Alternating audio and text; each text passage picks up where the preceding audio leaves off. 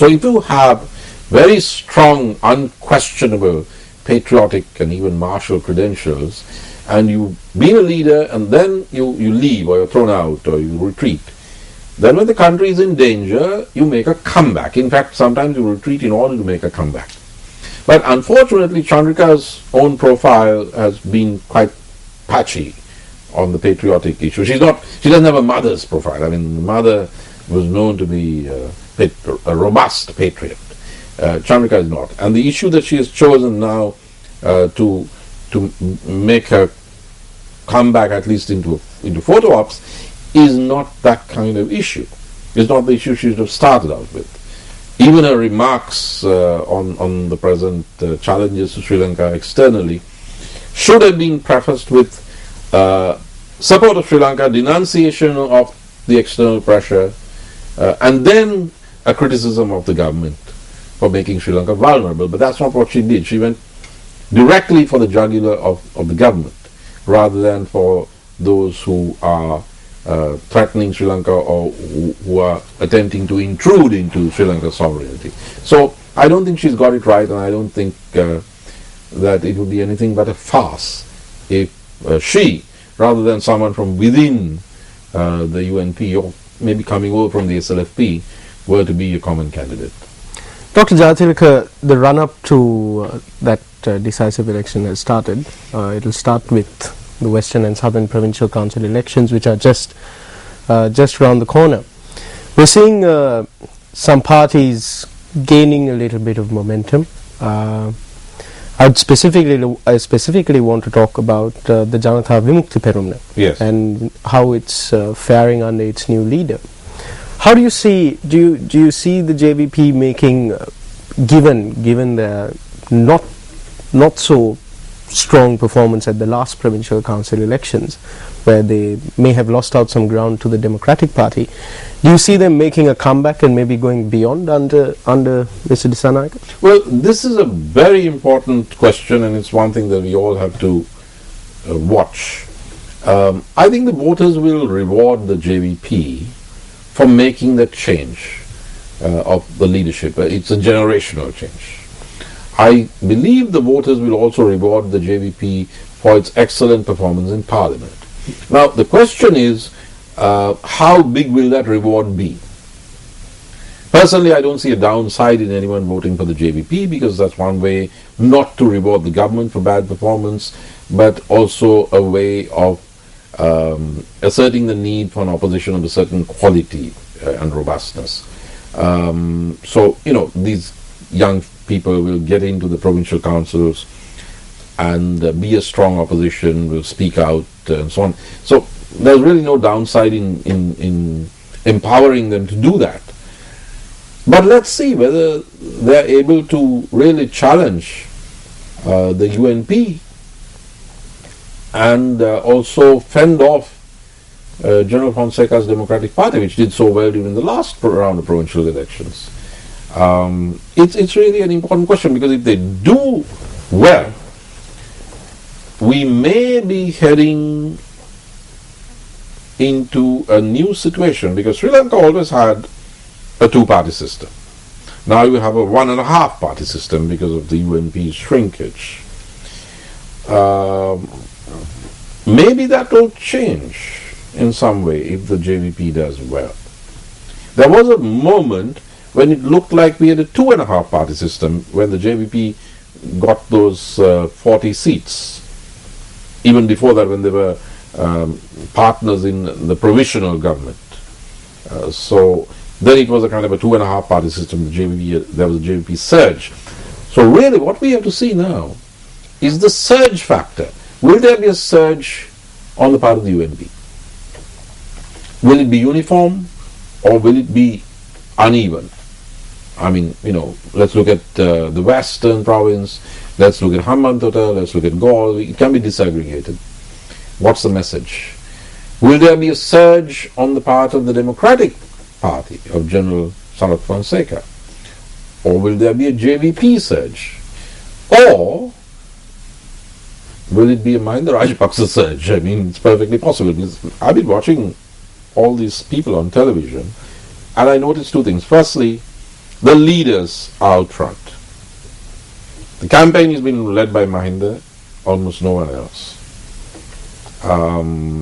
And on the part of the UNP, it's Ranil who's taken the risk of going out front. In that sense, I must say that the expectations that he would put Karu out to bat, and then when the UNP lost would scapegoat Karu, that has not been the case. Ranil Wickremesinghe is leading this campaign. There is no question about that. So, the UNP's performance, certainly outside of Hambantota, where there's a dissident campaign, and we need to see how well or badly that will do, because that's going up against the Rajapaksas. I mean, it's in the heartland. In the heartland. But Ranil is leading the campaign, so however well or badly the UNP does, it would reflect on him. Absolutely redound to his credit or discredit. The same goes for the government. President Rajapaksa is leading it. Right now, because all the newscasts show the footage sort of sequentially, you have the president, then you have Ranil, and you can watch in a few minutes, you can just see how these people are performing. Mahinda Rajapaksa is in good form. Do you see? He's moved into his gear shifted. Let's talk about the Democratic Party. Recently we saw a couple of incidents surrounding the Democratic Party with the departure of a certain media secretary and then three other members of the party. Do you think that this brief love affair with the Democratic Party do you think it's a brief love affair, or do you think that that party is going to actually establish itself as a firm force? Well, again, that's a very, very interesting question, because General Fonseca has chosen to build an army from scratch. He's not got many big names, very few. But that's a gamble he's taken, and that's also perhaps the way he likes it to be. However, in politics, you can't really build armies, and they can't function as armies. I mean, you can't have a sort of a one-man party and succeed. Right now, these defections, especially the defection of the lady who seemed to have been one of his coordinators, who's known to the media. She was one of those, it was a group that defected and met President Rajapaksa. And what she said brought up what in American political commentary is known as character issues. Because she wasn't talking politics, she was talking about,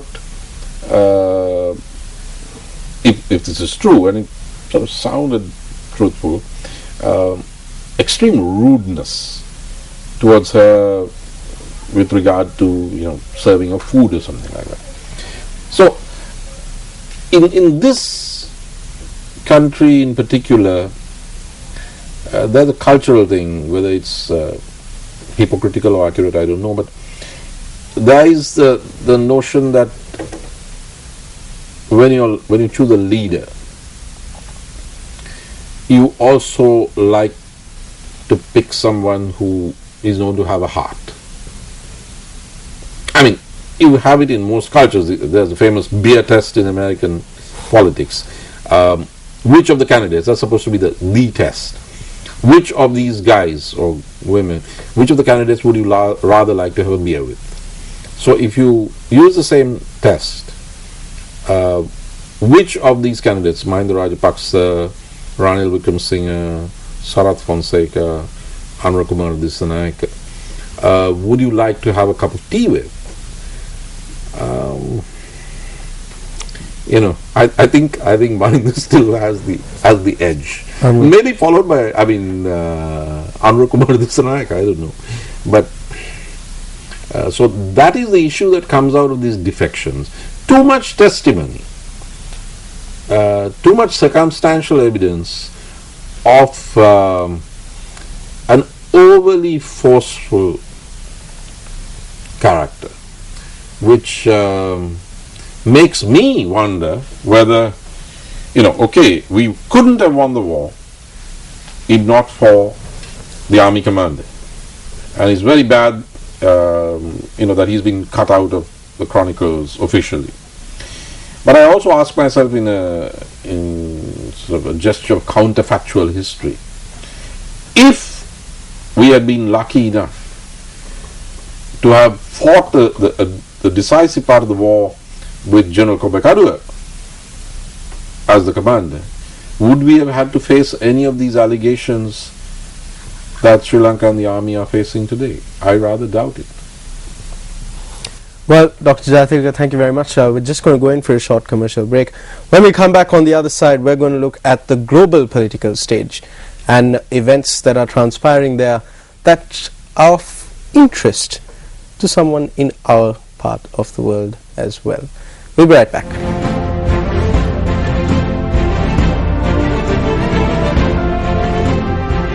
Welcome back to the program. Dr. Jayatilleka, when we left off, we were talking about coming on to the topic of Ukraine and some very interesting developments that we've had there. Now, we've had the referendum. Crimeans have, exit polls are showing that Crimeans have voted to be with Russia. Surprise, surprise. Surprise, surprise. I mean, if all of the Russian flags that were flying in Crimea weren't an indication, now you have a solid indication through a vote. Dr. Jayatilleka, for the benefit of our viewers, can you sort of explain to us what exactly brought Ukraine to this pass? Well, you had an elected president, Viktor Yanukovych, who was more than a little clumsy about the way he went about things. For instance, you had the leader of the opposition, Tymoshenko, the lady, Tymoshenko, Yulia in jail and so on. So you had a democratically elected and therefore legitimate president who witnessed an erosion of legitimacy, but not to the extent that he was an illegitimate leader, because of problems of governance, good governance, bad governance. On the other hand, you had an opposition, which was a very strange opposition, Nadeem. 1/4 of the parliament, which is now taken over, belongs to a party which is openly, frankly, neo-Nazi. These people, this party, has portraits, and now these portraits are up on official buildings, of a guy called Stefan Bandera, who was the leader of the pro-Hitler Ukrainian ultranationalist militia during World War II. I mean, this guy's name was mud for decades. But they're saying, hey, I mean, these ultranationalists say, hey, we took the wrong side in World War II. We shouldn't have supported the Soviet Union. This guy was a real hero. And this guy is a guy who was pro-Hitler and whose men were part of Ukrainian ultranationalist militias that slaughtered people. And you want to talk about war crimes, and these guys slaughtered people, Jews, Russians, communists in World War II. So you have a far right. And the upsurge against the president very quickly took the form of a violent uprising. Not a violent uprising of romantic young rebels, wearing bandanas, but of neo-fascists wearing balaclavas and carrying AK-47s. You see a bit of that in Venezuela today. I mean, we've seen it in too many places for it to be pure coincidence. But here there was a real polarization because these are ultra-nationalists. I mean, can you imagine if tomorrow Sri Lanka was taken over by Sinhalese ultra-nationalists? What the reactions would be among the minorities and in the neighboring country. So these were violent ultra-nationalists who propelled a coalition that seized power using the parliament, and they're the majority in parliament. Now, the West, which would, under different circumstances, if the president had been one of theirs, they would have been really shrieking about democracy, but they didn't have a problem with these neo-Nazis any more than they had a problem with the Islamic militants who were part of the opposition to Assad in Syria. Or they had probably the Islamic militants when they were fighting the Russians during the Cold War. So, but the Russians had a problem because you had suddenly a regime change, a violent regime change. Can you describe it as a legitimate regime change? No, I don't think so. The claim of the opposition is Parliament is the people's house, and we had the majority in Parliament, and therefore we change. Well, a legitimate regime change, when you are throwing out an elected president, is by another election. Or an impeachment. Or an impeachment by the Parliament. But that's not what happened. It wasn't an institutional method. And you can have an upsurge, an uprising. I mean, I'm all for revolutions. But revolutions have to be conducted against a leadership that has not been elected. I mean, that's a dictatorship. And then you have perhaps a revolution, even an armed revolution. That's all right. But here, this is not a legitimate people's upheaval and a legitimate method of throwing out a president. Furthermore, there was a negotiated settlement between the president, Yanukovych, and a troika of the European Union for a soft landing, a phasing out. Even Putin had told the president, look, you have to find the way out of this. But the neo-fascist element, the right sector as it's called, in the Ukrainian opposition were pushing for an immediate ouster, and by pushing I mean shooting cops. There were 20 policemen who were killed in mob violence and also by snipers. There are unconfirmed reports of Blackwater mercenaries in Ukraine. The president of Russia, Putin, went on the record saying that some of these violent agitators were trained in bases in surrounding countries which now belong to the Western Alliance. So this was not a legitimate regime change. So the Russians reacted to this. The whole thing started when the European Union told Ukraine, why don't you join us? And Yanukovych, who knew that probably wasn't smart because he had this huge neighbor, he told the Russians, look, we are being asked to join and there are economic benefits, many of my people the might trade want. agreement that there was. Exactly. And the Russians said, okay, we'll give you $1 billion to stabilize the situation.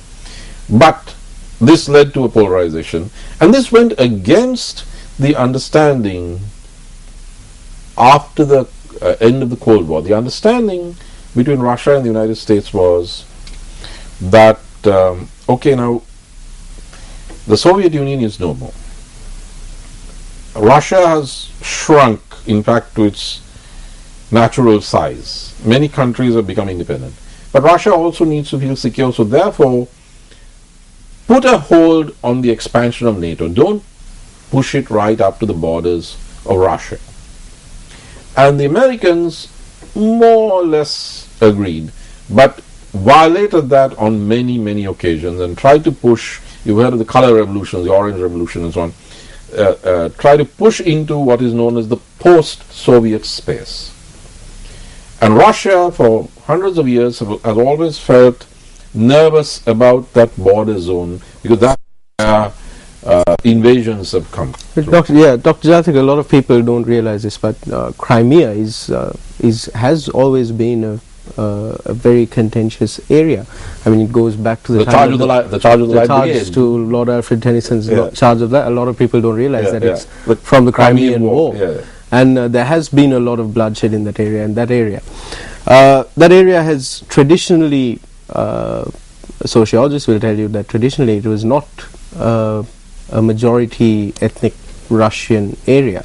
That there was the expulsion of the Tatars from that and the colonization under Catherine the Great. And the colonization under Catherine the Great. So it's very interesting history when you look at it, and you're seeing manifestations of that history in the present. And where do you see Crimea going from now? Can Crimea is gone, as Robert Gates, the former U.S. Secretary of Defense, said. Crimea is gone. So has it gone the same way as Ossetia in Georgia? It has, And there's no coming back now. I don't think so. And it's gone the same way as Kosovo went under Western auspices and South Sudan went under Western auspices. So it's really hypocritical when the West talks about territorial integrity, sovereignty and unity, having done what it did in Kosovo and with Kosovo and also with South Sudan. The Russians have done it in the case of Georgia and South Ossetia and now Crimea. Which is why you have this very interesting situation of China abstaining when the Russians use the veto. So those in Sri Lanka who say Russia and China as if it's one country must realize that sometimes there's a differentiation of the perception of national interest. Well, when you're playing the game of superpower politics, you tend to be a bit insignificant compared to the interests of the superpowers. Dr. Jayatilleka, we're running short on time, so I'm going to quickly ask you, what lessons are there for Sri Lanka to learn from the crisis that has engulfed Ukraine? Well, really, I should be asking you. You just come back from Delhi having talked to important people like the foreign minister. But anyway, look, the lessons are very clear. The Ukraine has neighbors, European neighbors. The European Union supports Ukraine. NATO is sympathetic to the Ukraine. The United States is sympathetic to the Ukraine. But nobody's going to lift a finger to push the Russian troops back, and I'm glad they're not going to, because there would be war. Now, Sri Lanka doesn't have any such neighbors. We have our backs to the ocean. That's not going to change. We do have a disaffected ethnic minority in a sensitive border zone of our country. There are a minority on the island, but there are a majority in that area. And that cannot be changed without blowback. Just across the water, a narrow strip of water, you have a situation rather like that of Crimea and Russia, where there are co-ethnics, ethnic kin, 70 million in Tamil Nadu, which is part of this huge country, India. So, if we do not regulate our relations with our own minority in a sensitive area, in a pragmatically,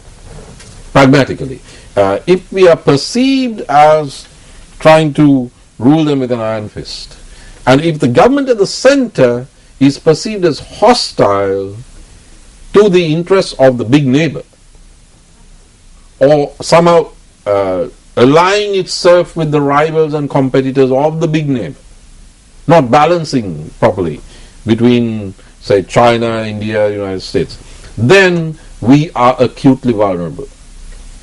Acutely vulnerable. There's nobody close enough to come to our assistance. Nobody's going to mess with the Indians if they decide to mess with us.